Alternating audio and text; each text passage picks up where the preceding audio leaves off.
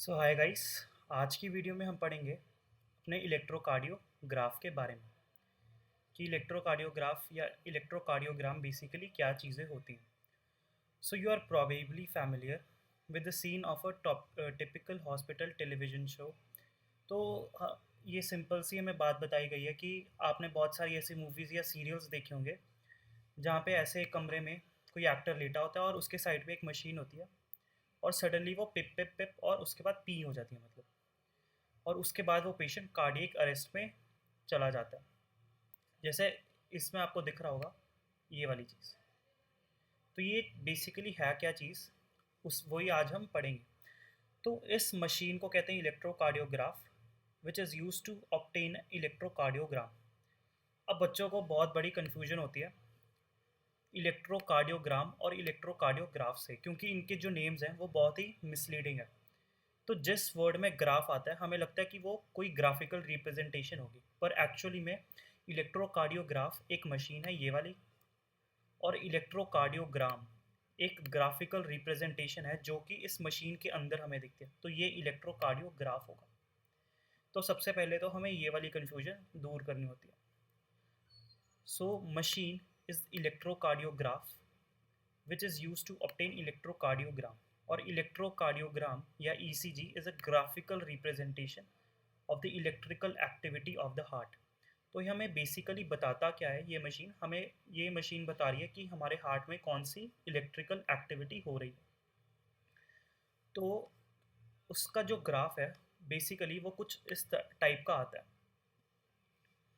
तो हम इसी ग्राफ को अब डिस्कस करेंगे। तो सबसे पहले हम पढ़ेंगे कि जिस जिस पेशेंट पे हम ECG कर रहे हैं उसमें हमने 3 इलेक्ट्रिकल लीड्स लगाई हैं। अब और वो लीड्स कहाँ कहाँ लगी है, एक तो दोनों रिस्ट पे लगेगी, एक हमारे लेफ्ट एंकल पे लगेगी। जैसे आपको दिख रहा होगा इस रिस्ट पे भी लगी हुई है और एक इस रिस्ट पे लगी हुई है और एक लेफ्ट एंकल पे ECG हमने कनेक्ट की हुई है। और एक डिटेल इवैल्यूएशन के लिए कई बार पेशेंट के चेस्ट पे भी हम बहुत सारे लगा देते हैं। Multiple leads are attach to the chest region also. तो हम यहाँ पे इलेक्ट्रोकार्डियोग्राम के बारे में बात करेंगे। तो इलेक्ट्रोकार्डियोग्राम जो ये ग्राफ है इसमें हमने PQRST इन लेटर्स से कुछ वेव्स को रिप्रेजेंट किया गया। अब हम इन वेव्स का ही पढ़ेंगे कि ये वेव्स रिप्रेजेंट क्या कर रही हैं। तो जो अपनी P वेव है वो रिप्रेजेंट कर रही है एट्रियल डीपोलराइजेशन या फिर एट्रिया की कॉन्ट्रैक्शन को। ये वेव रिप्रेजेंट कर रही है P wave. So the P wave represent electrical excitation or depolarization of the atria, which leads to the contraction of both the atria, जो कि दोनों एट्रिया की contraction होगी। जो QRS वेव है वो रिप्रेजेंट कर रही है अपनी डीपोलराइजेशन ऑफ वेंट्रिकल्स, मतलब जब हमारे वेंट्रिकल्स कॉन्ट्रैक्ट होंगे उस वेव को रिप्रेजेंट कर रही है QRS। The contraction starts shortly after Q and marks the beginning of the systole। तो जो ये कॉन्ट्रैक्शन है ये शॉर्टली शुरू होगी आफ्टर क्यू और ये रिप्रेजेंट करेगी beginning of the systole of the ventricle. उसके बाद अपनी एक वेव रह जाती है जो कि है टी वेव। ये रिप्रेजेंट करेगी अपने रीपोलराइजेशन ऑफ वेंट्रिकल्स, मतलब हमारे वेंट्रिकल्स एक एक्साइटेड स्टेट से नॉर्मल स्टेट में जब आएंगे तो टी वेव उसे रिप्रेजेंट करेगी। एंड ऑफ टी वेव आकर हमारा सिस्टोल एंड हो जाएगा, मतलब कुछ एंड पर आके हमारे सिस्टोल जो डीपोलराइज हुआ था वो पूरी तरह से रीपोलराइज हो जाएगा। तो ये था बेसिकली PQRST का representation. The T wave represents, okay हो गए ऑब्वियसली। अब जो भी वे वेव है इस ग्राफ में सबसे बड़ी वेव आपको QRS लग रही होगी। तो इसको इसको देखना बहुत ईजी है, इसीलिए bye counting the number of QRS complexes that occur in a given time period, one can determine the heartbeat rate of an individual। तो इसको काउंट करके हमें हार्ट बीट के रेट को पता कर सकते हैं।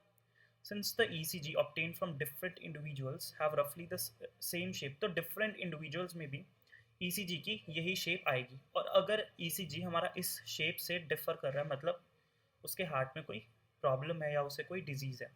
अब हमने इस ग्राफ में क्या क्या पढ़ा, हमने एट्रियल डीपोलराइजेशन पढ़ी, वेंट्रल डीपोलराइजेशन पढ़ी और वेंट्रल रीपोलराइजेशन भी पढ़ी। अब आपको मिसिंग टर्म लग रही होगी कि एट्रिया हमारा डीपोलराइज तो हुआ, पर हमने एट्रियल रिपोलराइजेशन पूरे पैराग्राफ में कहीं नहीं पढ़ी। तो अपनी एट्रियल जो रिपोलराइजेशन है वो क्यूआरएस कॉम्प्लेक्स के अंदर ही छुप जाती है। मतलब वेंट्रल, जब हमारा वेंट्रल डीपोलराइजेशन हो रहा होता है वेंट्रिकल्स, तो उसी कॉम्प्लेक्स के अंदर ही हमारा एट्रिया भी रिपोलराइज हो रहा होता है, इसलिए आपको सेपरेटली नहीं दिख रही होगी। तो ये डाउट भी आपका दूर हो गया होगा। उसके बाद हम पढ़ेंगे डबल सर्कुलेशन के बारे में। तो जो हमारा ब्लड है वो एक फिक्स्ड रूट से फ्लो करता है इन ब्लड वेसल्स, जैसे आर्टरीज, वेन्स और कैपिलरीज से मूव करता है। तो जो हमारी आर्टरी और वेन है उनकी तीन लेयर्स हैं। इधर स्पेशली मेंशन किया गया है कि आर्टरी और वेन की तीन लेयर्स होती हैं। जो अपनी कैपिलरीज हैं उनकी एक सिंगल लेयर ही होती है, जिसको हम ट्यूनिका इंटिमा भी कहते हैं। तो तीन लेयर्स होंगी अपनी आर्टरीज और वेन्स की। अब हम उन्हीं तीन लेयर्स को पढ़ेंगे कि वो किन किन चीज़ों से बनी हुई है।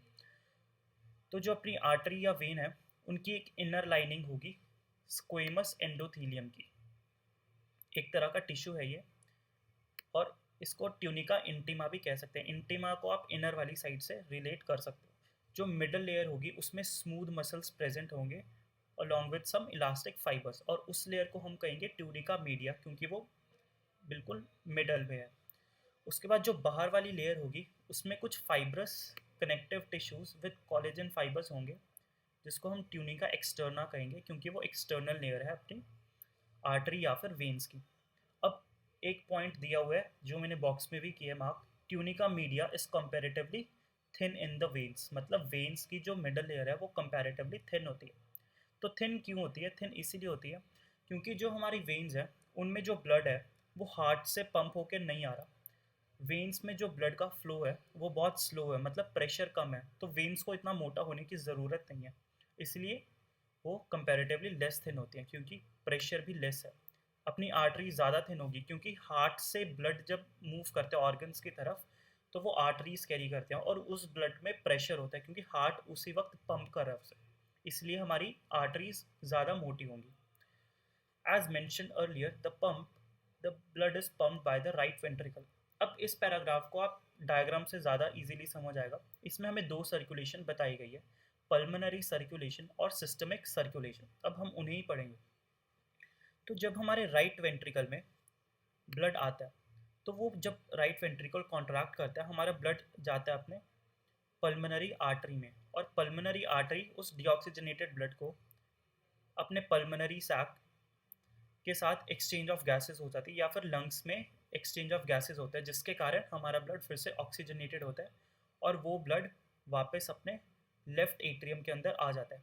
अब इसी सर्कुलेशन को हम पल्मोनरी सर्कुलेशन कहेंगे, क्योंकि इसमें लंग्स इन्वॉल्व हो गए, आप वर्ड से रिलेट कर सकते हो। दूसरी अपनी सर्कुलेशन होगी जब जब हमारा लेफ्ट वेंट्रिकल ब्लड को पंप करता है और वो डिफरेंट ऑर्गन्स के बाहर जाता है, और वहाँ पर ऑक्सीजन को देकर वो खुद डीऑक्सीजनेटेड हो जाता है और फिर एंटर करता है अपने राइट एट्रिया के अंदर। अब इस सर्कुलेशन को बोलते हैं सिस्टमिक सर्कुलेशन। एक तरह से सिस्टमिक आयोटा इसको पंप कर रहा है, इसीलिए आप वर्ड से रिलेट कर सकते हो। इस वाली सर्कुलेशन को पढ़ेंगे हम सिस्टमिक सर्कुलेशन। तो एक तरह से हमने दो सर्कुलेशन देख ली, so it is a double circulation. Blood heart में दो बार एंटर हो रहा है। अब आप इस पैराग्राफ को खुद भी पढ़ सकते हो। एक बार हम ये देख लेते हैं कि सिस्टमिक सर्कुलेशन में होता क्या है। Systemic circulation basically it provides nutrients, O2 and other essential substances to the tissues and takes CO2 and other harmful substances away for elimination. अब एक इम्पॉर्टेंट पॉइंट है हिपैटिक पोर्टल सिस्टम के बारे में। ये एक ऐसा टॉपिक है जो बहुत सारे बच्चे मिस कर देते हैं, उन्हें समझ नहीं आता। तो ये तो हमने नॉर्मल सर्कुलेशन पढ़ी, इसमें हमने बेसिकली पढ़ा या तो हमारा ब्लड डिफरेंट ऑर्गन्स में जा रहा है और हार्ट में वापस आ रहा है, या हार्ट से लंग्स में जा रहा है और फिर से हार्ट में वापस आ रहा है। लेकिन एक स्पेशल वैस्कुलर कनेक्शन होता है हमारे डाइजेस्टिव ट्रैक और लिवर के बीच में, जिसको हम हिपैटिक पोर्टल सिस्टम कहते हैं। अब पहली बात, इसकी ज़रूरत क्या थी? इसमें होता क्या है, हमारा जो हार्ट है वो पंप करता है ब्लड डिफरेंट ऑर्गन्स को। इसमें हमारी जो आर्टरीज हैं वो जा रही हैं अपनी स्मॉल इंटेस्टाइन के अंदर, जहाँ पे वो कैपिलरीज की फॉर्म में डिस्ट्रीब्यूट हो रहे हैं।